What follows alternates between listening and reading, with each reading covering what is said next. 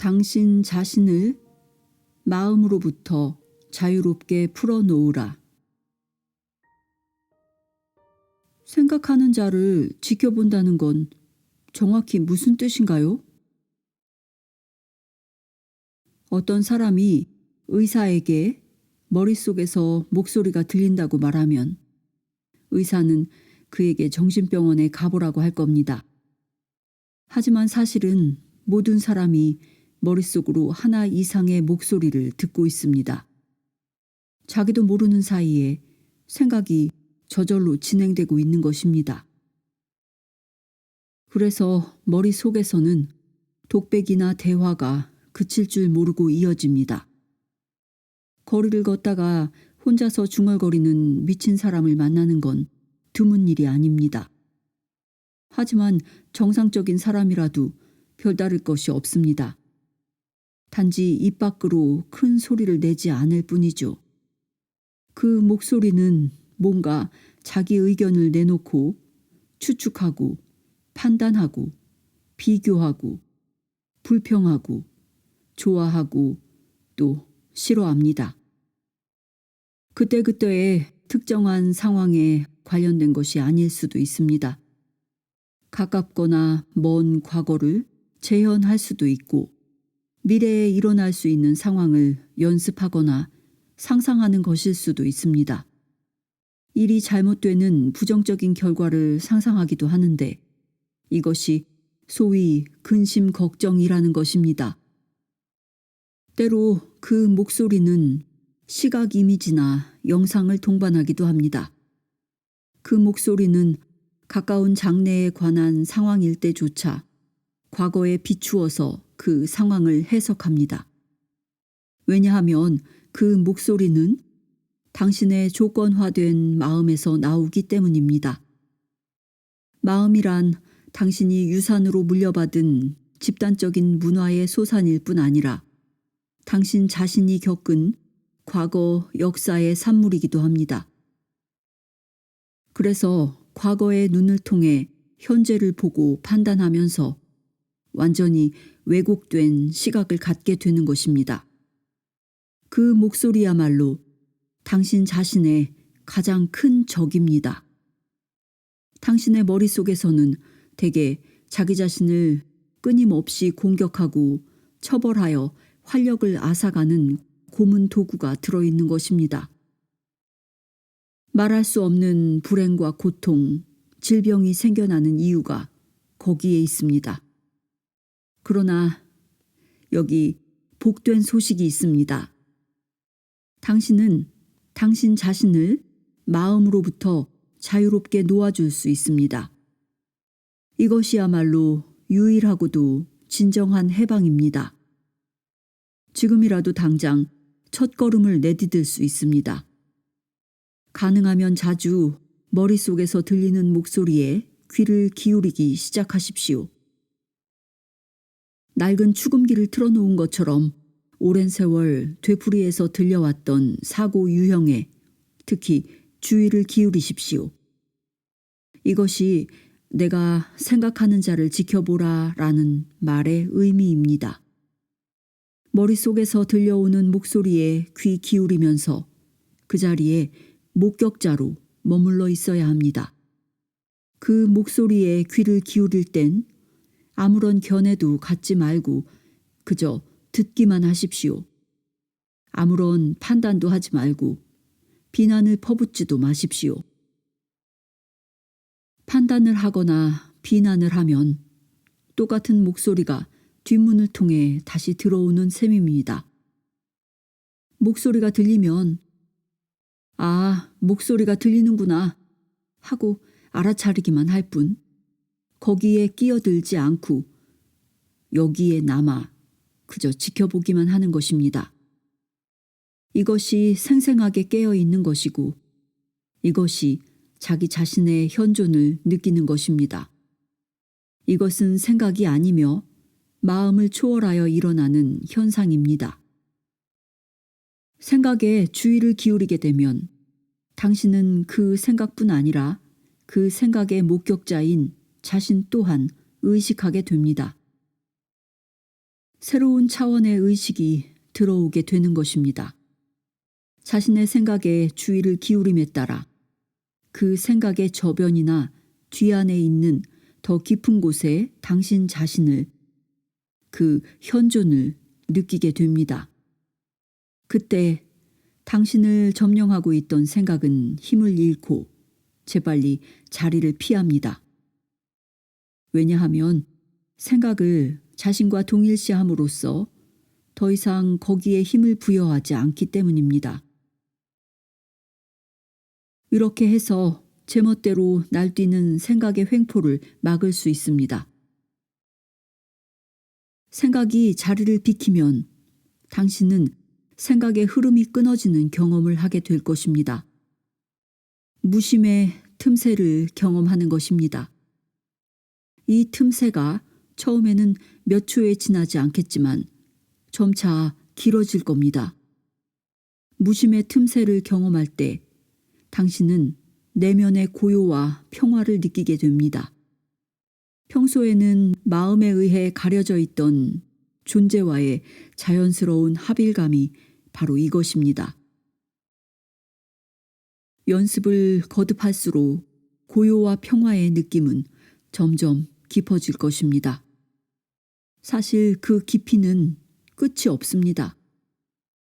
당신은 또한 깊은 내면에서부터 불가사의한 존재의 기쁨이 번져 나오는 걸 느끼게 될 것입니다. 이것은 결코 무아지경의 상태가 아닙니다. 결코 의식을 잃는 것이 아닙니다. 오히려 그 반대죠. 평화를 얻는 대신 의식이 흐려지고 고요함을 얻는 대신 활력과 예민함이 줄어든다면 무엇 때문에 그걸 얻으려고 애쓰겠습니까? 내면의 연결 상태 속에서 당신 자신을 생각과 동일시했을 때보다 훨씬 더 또렷이 깨어있게 될 것입니다. 존재에 충만한 상태가 되는 겁니다. 그와 더불어 에너지 장의 진동 주파수가 높아져서 몸이 더욱 건강해지고 생명력이 넘치게 될 것입니다. 무심의 영역으로 깊이 들어감에 따라 소위 순수 의식의 상태를 경험하게 됩니다. 그 상태에서는 현존하는 느낌이 너무나 강렬하고 매혹적이어서 모든 생각과 감정, 육체뿐만 아니라 외부 세상 전체가 상대적으로 무의미해집니다. 순수 의식의 상태는 자기 중심적인 상태가 아니라 자기가 없어지는 상태입니다. 당신은 그제야 나 자신에 대한 예전의 생각들을 뛰어넘을 수 있게 됩니다. 그러한 현존이야말로 당신 자신의 진정한 본질이며 동시에 당신보다 훨씬 더 위대한 무엇입니다. 내가 말하는 바가 역설적이거나 모순된 것처럼 들릴 수도 있을 겁니다. 하지만 나로서는 달리 표현할 길이 없습니다.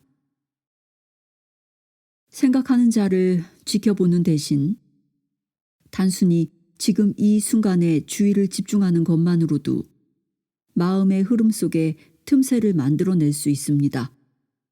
단지 지금 이 순간을 확고하게 의식하기만 하면 됩니다. 이는 누구나 쉽게 할 수 있는 수행법입니다. 마음의 움직임으로부터 우리의 의식을 거두어들여서 주의를 집중하고 예민하게 깨어 있음으로써 무심의 틈새를 창조하는 것입니다. 이것이 명상의 핵심입니다. 이는 일상생활을 계속하면서도 할 수 있는 수행법입니다. 단지 하나의 수단에 불과한 일상적인 활동에 목적을 부여하고 거기에 최대한 주의를 집중함으로써 그 자체가 목적이 되도록 하십시오.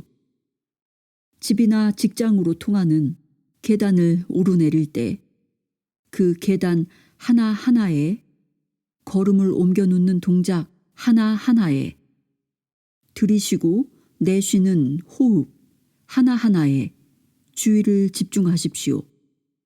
온전히 지금 이 순간에만 존재하십시오. 손을 씻을 때에도 거기에 수반되는 모든 감각에 주의를 기울여 보십시오. 물이 흐르는 소리와 물이 닿는 느낌, 손의 움직임, 비누의 향기 등을 놓치지 마십시오. 자동차를 탈 때에도 문을 닫은 후 잠시 모든 동작을 멈추고 호흡의 흐름을 지켜보십시오. 고요하지만 강렬한 현존의 감각을 느껴보십시오. 그렇다면 이러한 수행이 얼마나 성공적이었는지에 대해서 어떻게 알 수 있을까요? 당신이 어느 정도로 내면의 평화를 느끼는지가 그 기준이 될 수 있을 것입니다. 깨달음을 향한 여정에서 가장 중요한 단계는 마음을 자기 자신과 동일시하지 않는 법을 배우는 것입니다. 마음의 흐름 속에서 어떤 틈새를 만들 때마다 의식의 빛은 점점 더 밝아집니다.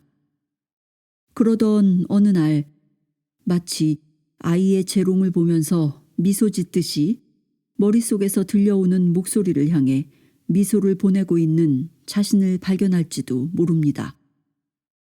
더 이상 마음에 의존하지 않게 됨으로써 마음이 지어내는 내용물을 심각하지 않게 받아들일 수 있게 되는 것입니다.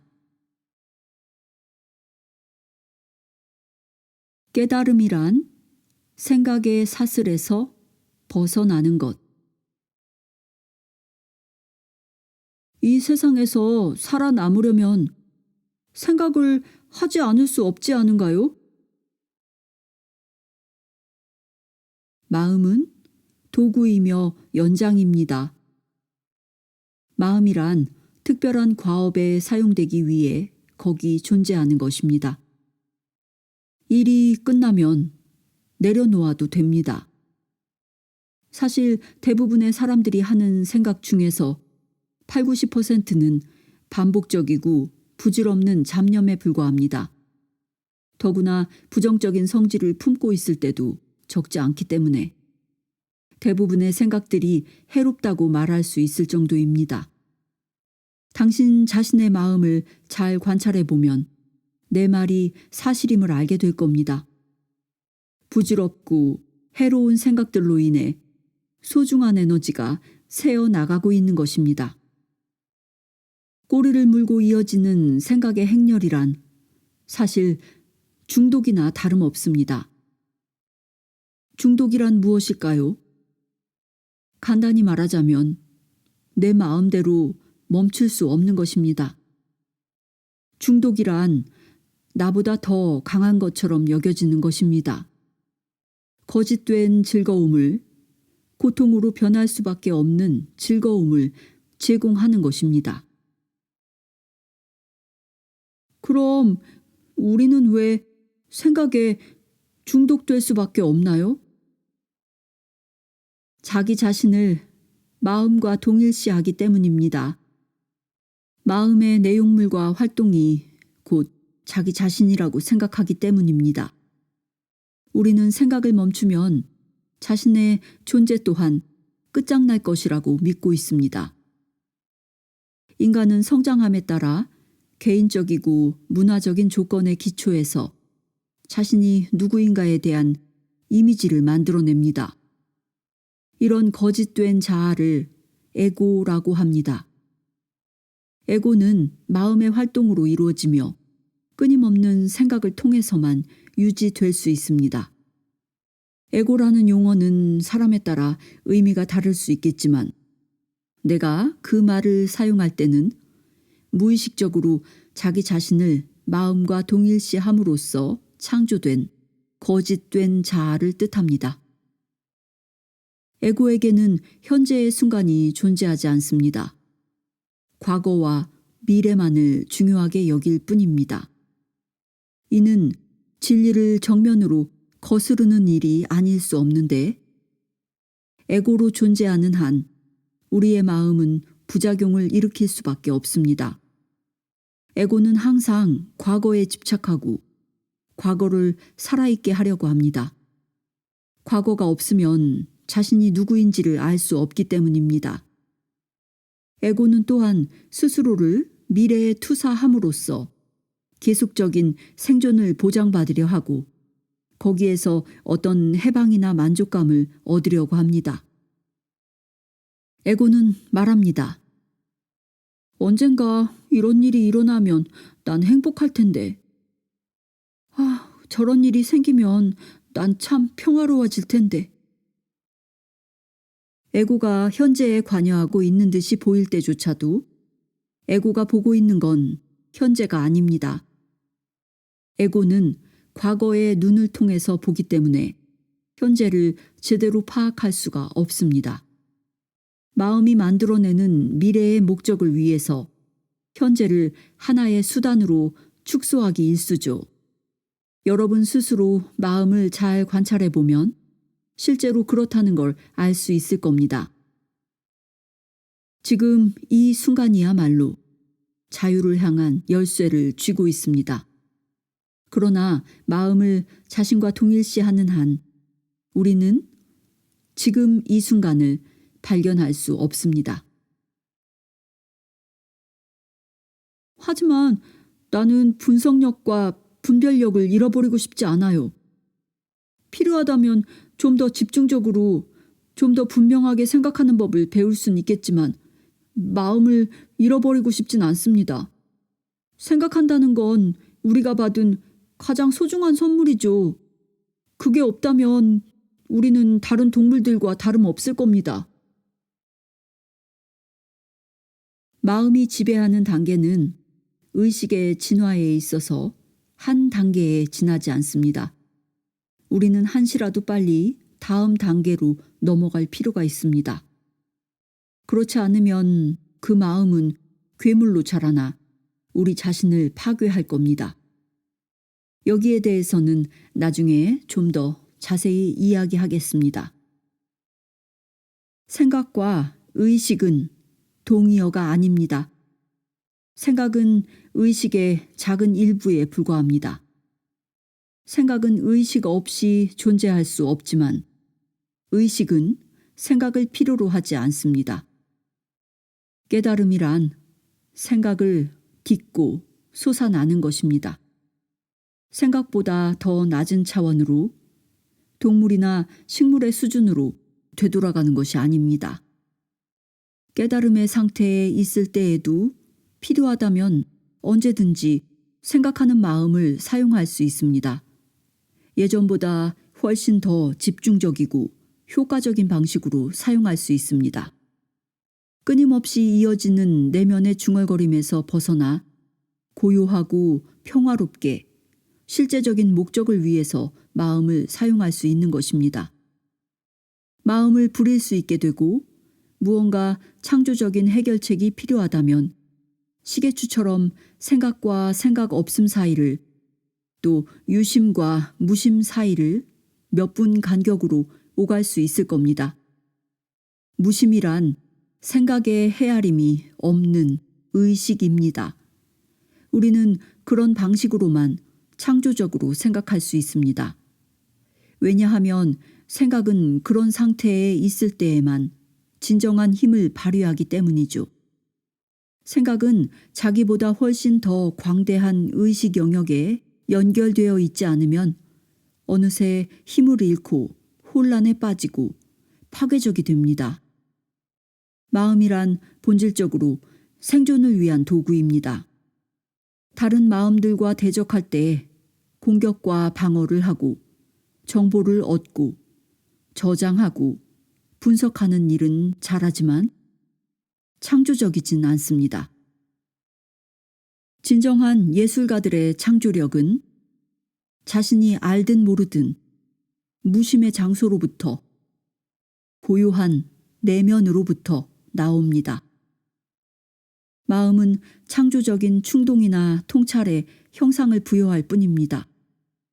위대한 과학자들도 생각이 멈춘 순간에 고요한 상태에서 창조적인 돌파구가 열렸다고 말해왔습니다. 아인슈타인을 비롯한 미국의 저명한 수학자들에게 연구 방법을 질문한 결과는 놀라울 정도였습니다. 그들은 창조적인 활동에 있어서 생각은 부수적인 역할밖에 하지 않는다라고 입을 모았습니다. 대다수의 과학자들이 창조적이지 못한 이유는 생각하는 법을 몰라서가 아니라 어떻게 생각을 멈추어야 할지를 모르기 때문인 것입니다. 당신의 생명과 육체라는 기적이 창조되고 유지되는 건 마음과 생각을 통해서가 아닙니다. 마음보다 훨씬 더 위대한 지성이 작동되고 있음이 분명합니다. 지름이 0.2mm도 안 되는 인간 세포의 DNA가 어떻게 600쪽 분량의 책 100권 정도를 채울 수 있는 지령을 담을 수 있을까요? 우리 몸에 대해 알면 알수록 우리는 그 속에서 작용하는 지성이 얼마나 광대한지, 그리고 우리의 알미라는 것이 얼마나 보잘것없는지 새삼 실감하게 됩니다. 마음이 그러한 지성과 다시 연결된다면 경이로운 도구가 될 것입니다. 그때에야 비로소 마음은 자기 자신보다 더 위대한 무엇인가를 위해 봉사할 수 있게 되는 것입니다. 감정이란 마음에 대한 몸의 반응이다. 감정이란 무엇일까요? 나는 마음보다는 감정에 사로잡히는 경향이 더 짙은 것 같아요. 마음이란 단지 생각만을 일컫는 것은 아닙니다. 마음은 생각뿐 아니라 우리가 느끼는 감정과 무의식적인 반응까지 포함합니다. 감정은 마음과 몸이 만나는 곳에서 일어납니다. 감정이란 생각에 대한 몸의 반응입니다. 몸속에서 일어나는 마음의 반영이라고 말할 수도 있을 겁니다. 공격적이거나 적대적인 생각을 하면 우리 몸 안에는 분노 에너지가 강화됩니다. 몸이 전투태세에 들어가는 거죠. 육체적으로나 심리적으로 위협을 당하고 있다고 생각하면 몸을 움츠리게 되는데 이것은 우리가 두려움이라고 부르는 몸의 반응입니다. 연구에 따르면 강렬한 감정은 신체 내부에 생화학적 변화를 일으킨다고 합니다. 이러한 변화가 감정이 가진 육체적, 물질적인 면입니다. 대개가 자신의 사고 유형을 모두 다 의식하고 있는 것이 아니기 때문에 자신의 감정을 지켜봄으로써 비로소 자신의 생각을 알 수 있는 경우도 있습니다. 좋아하고 싫어하는 마음이 생기고 판단하고 해석하면서 그러한 생각들을 자기 자신이라고 동일시하면 할수록, 다시 말하자면 지켜보는 의식으로서 현존하지 않으면 않을수록 감정적인 에너지 소비가 더 많아집니다. 감정을 느낄 수 없고 감정으로부터 완전히 벗어날 수 있다면 당신은 감정이라는 걸 순수하게 육체적인 차원에서 육체의 문제나 증상으로서 경험하게 될 것입니다. 여기에 대해서는 최근 몇 년 동안 많은 책이 쓰여진 바 있습니다. 자신도 모르는 강한 무의식적 감정이 우연처럼 보이는 외부적인 사건으로 형상화되어 나타날 수도 있습니다. 엄청난 분노를 품고 있으면서도 이를 알지 못하고 또 그것을 표출해 보지도 못한 사람들은 분노를 품고 있는 다른 사람들로부터 뚜렷한 이유도 없이 신체적인 공격이나 언어적인 폭력을 당하곤 합니다. 나는 이런 것을 자주 목격해 왔습니다. 그런데 왜 그럴까요? 그건 자신도 모르게 강한 분노를 발산함으로써 다른 사람들에게 잠재되어 있는 분노를 자극하는 것입니다.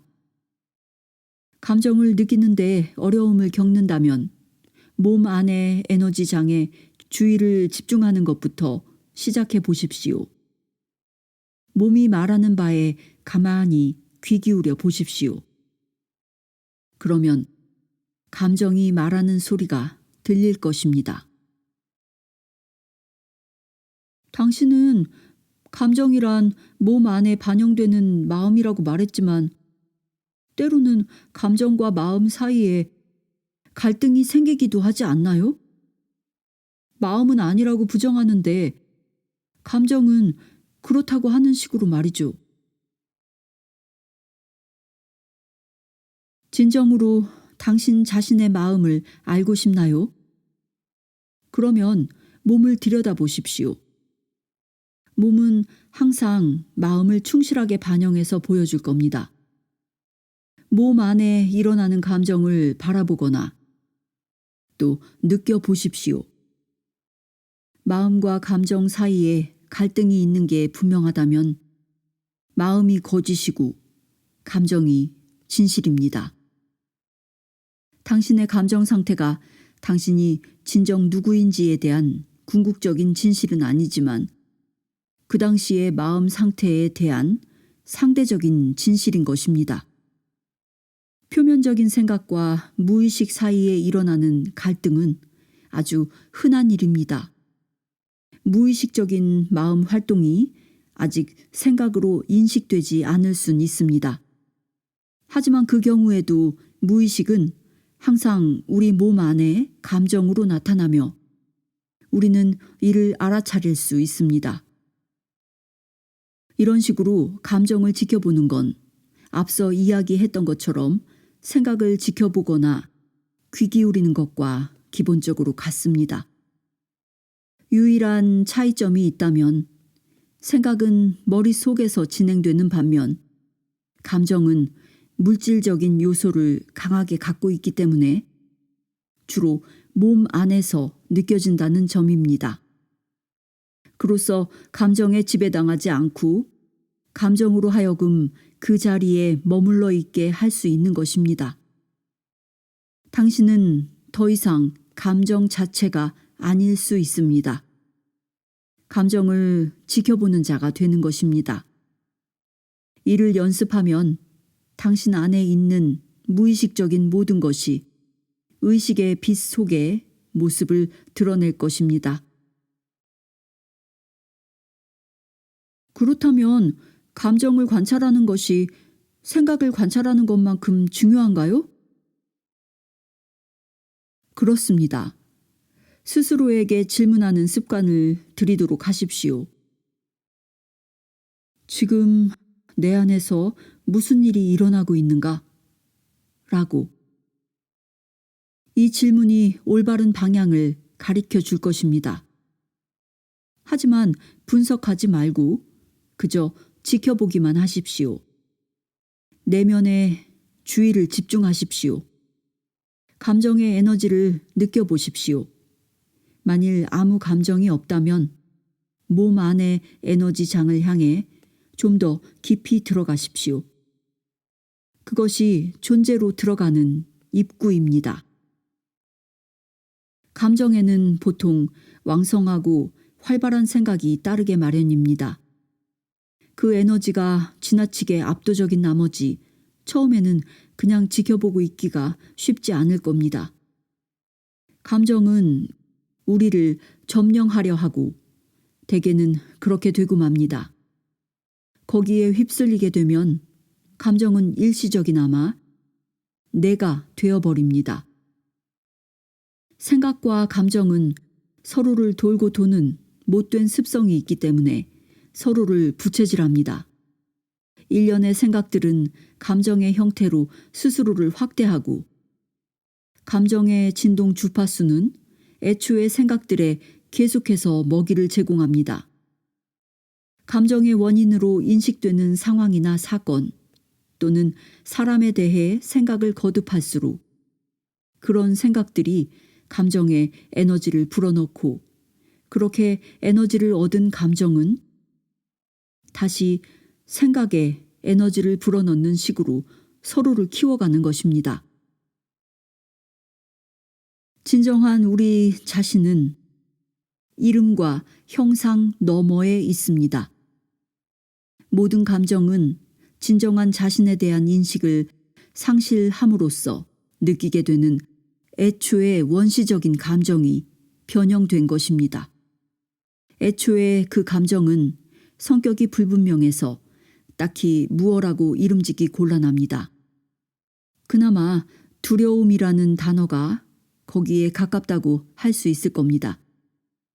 지속적인 위협을 느끼는 것만이 두려움은 아닙니다.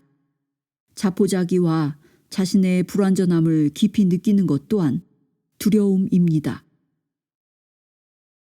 인간의 밑바닥에 깔려있는 이런 감정은 그 모습을 선명하게 드러내지 않은 만큼 그냥 고통이라고 부르는 편이 적당할지도 모릅니다.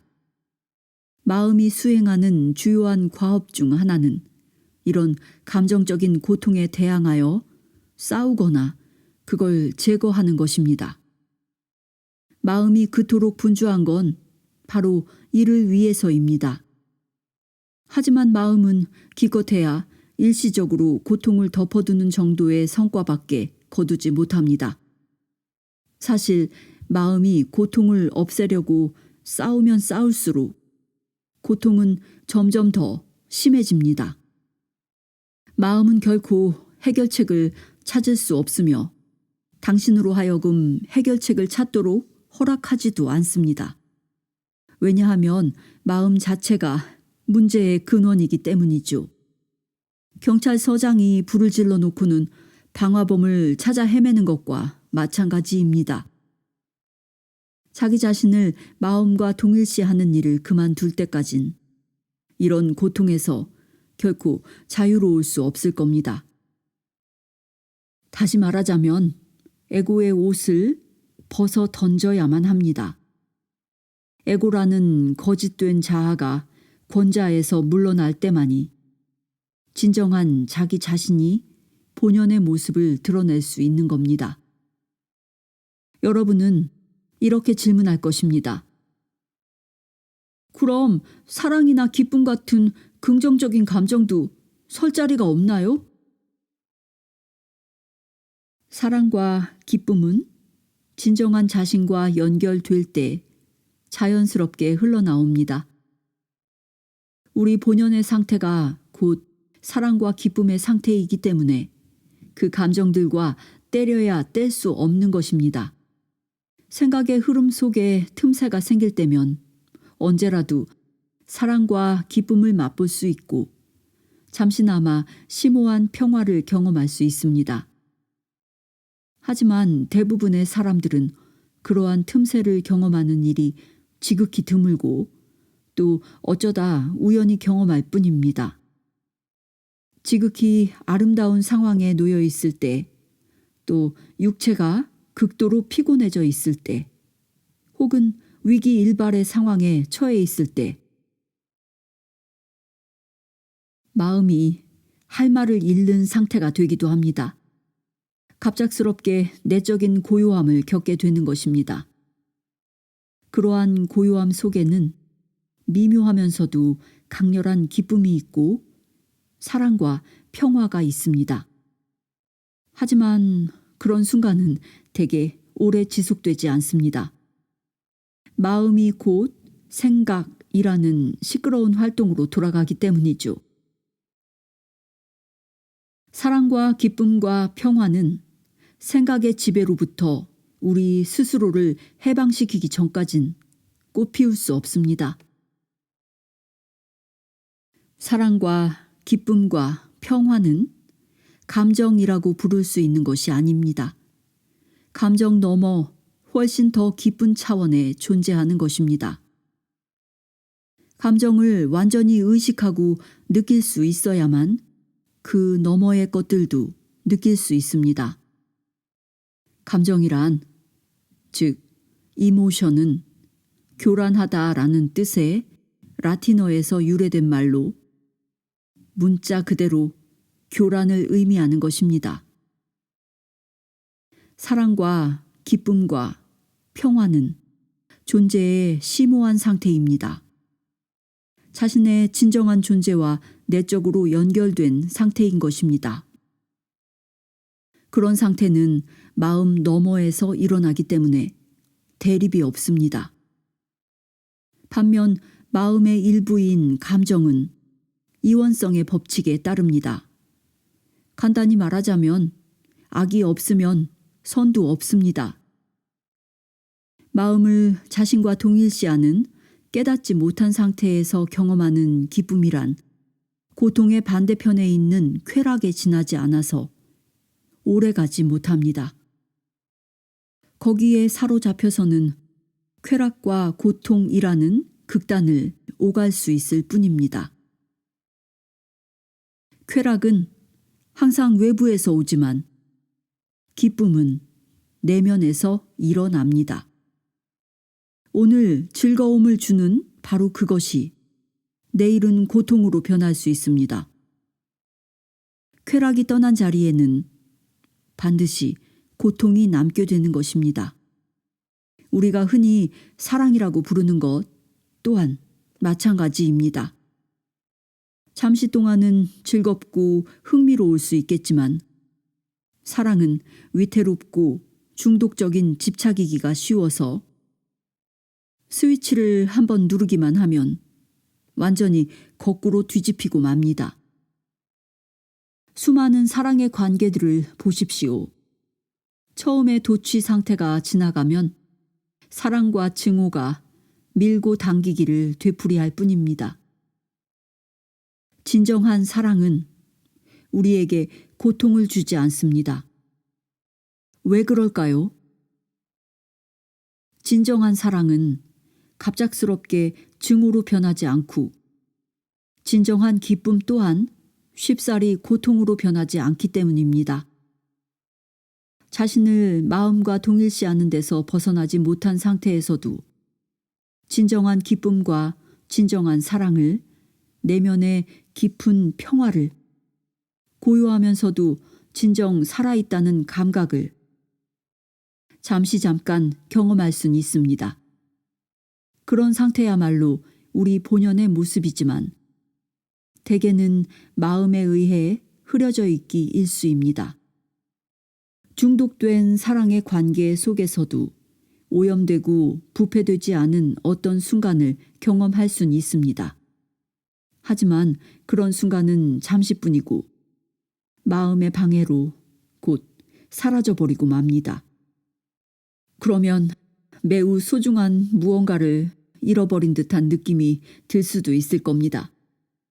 혹은 그건 단지 부질없는 환상이었을 뿐이라는 마음의 속삭임에 설득당할지도 모릅니다. 하지만 그건 환상이 아닙니다. 그건 잃을래야 잃을 수도 없는 것입니다. 그것은 우리가 본래 처해 있던 상태의 일부이기 때문에 마음에 의해 가려질 순 있지만 파괴될 순 없습니다. 하늘이 잔뜩 흐려 있을 때에도 태양은 사라진 것이 아닙니다. 태양은 여전히 구름 뒤편에 존재하고 있습니다. 붓다는 고통이나 번뇌가 욕망이나 집착에서 생겨나며 고통에서 벗어나려면 욕망의 사슬을 끊어야 한다고 말했습니다. 모든 탐욕은 순수한 존재의 기쁨 대신 외부 세상과 미래에서 구원이나 만족을 추구하는 마음입니다. 나와 나의 마음을 동일시하는 한 그러한 탐욕, 욕구, 바램, 애착, 혐오에서 벗어날 수 없지만 그런 것들과 분리되면 나는 존재하지도 않게 됩니다. 단지 어떤 가능성, 어떤 충족되지 못한 잠재력, 아직 뿌려지지 않은 씨앗으로 존재할 뿐입니다. 그런 상태에서는 자유나 깨달음에 대한 바람조차도 미래의 만족이나 완성을 위한 또 다른 집착에 불과합니다. 욕망으로부터 벗어나려고 하지 마십시오. 깨달음을 성취하려고 하지 마십시오. 그냥 지금 이 순간에 존재하십시오. 마음을 지켜보는 자로서 남아 있어야 합니다. 부다의 말을 인용하는 대신 붓다가 되십시오. 붓다라는 말이 의미하는 바대로 깨어난 자가 되십시오. 은총의 상태에서 떨어져 나온 인간들은 시간과 마음의 영역에 묶여 충만한 존재의 상태를 잃어버리고 영겁의 세월 동안 고통의 소나기 위에 있었습니다. 스스로 근원과 이어지지 못하고 서로에게 이어지지 못한 채 우주를 떠도는 무의미한 조각들로 인식하고 있었습니다. 마음을 자신이라고 여기는 한, 다시 말하자면 영적으로 깨어나지 못하는 한, 고통은 피할 수 없습니다. 우선 감정적인 고통을 피할 수 없을 것이고, 감정적인 고통은 육체의 고통과 질병의 원인이 되었을 겁니다. 원망, 증오, 자기 연민, 죄의식, 분노, 우울, 질투, 심지어는 사소한 조바심조차도 모두 고통의 모습들입니다. 쾌락이나 감정적인 도취는 고통의 씨앗을 함께 내포하고 있어서 언젠가는 반대쪽으로 움직이게 되어 있습니다. 예를 들어 마약을 복용한 직후에는 잠시 고양된 상태에 있지만 얼마 지나지 않아 나락으로 떨어지게 됩니다. 쾌락은 결국 고통으로 변하게 됩니다. 즐거움의 원천이 되었던 인간관계 또한 그렇게도 덧없이, 그렇게도 쉽사리 고통의 원인이 되어버립니다. 더 높은 곳에서 내려다보면 부정과 긍정은 동전의 양면에 지나지 않습니다. 어느 쪽이든 마음을 자신과 동일시하는 에고의 상태로 있는 한 잠재적 고통을 품고 있는 것입니다. 고통에는 두 종류가 있습니다. 지금 만들어내는 고통과 마음과 육체 속에 아직 살아남아 있는 과거의 고통이 그것입니다. 어떻게 하면 지금 이 순간 고통을 만들어내는 일을 그만둘 수 있을까요? 어떻게 하면 과거의 고통을 녹일 수 있을까요? 이제부터는 그것에 대해 이야기하고자 합니다.